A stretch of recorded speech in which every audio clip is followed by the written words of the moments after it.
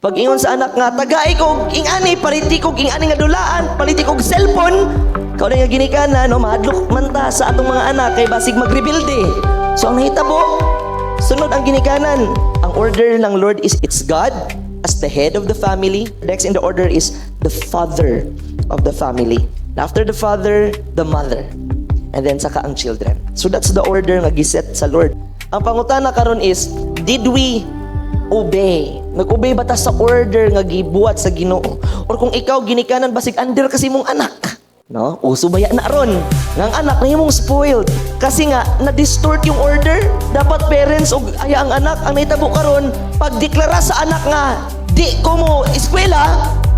Ang ginikanan po dawat-dawat na lang yun po, nga di na lang po mo eskwela iyang anak. Pag ingon sa anak nga, tagay ko, ingani, paliti ko, ingani nga dulaan, paliti ko cellphone, tapos may una ginikanan nga, ayaw sa kay bata pa man ka, grade 1 pa, mag-cellphone na.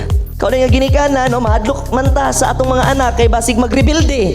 So ang nahitabo, sunod ang ginikanan, na-distort na to ang order nga gihatag sa Ginoo. Mutong giingon sa Proverbs ba, nga ang yantok, kakita mo yantok?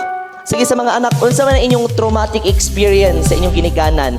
Ting-ting, pay-pay, tsinelas. Sa amo ang pinakasikat, paha, kusi, guripat, hanger. Amen? Muubos ko ng hanger sa balay sa una kay magkara putol.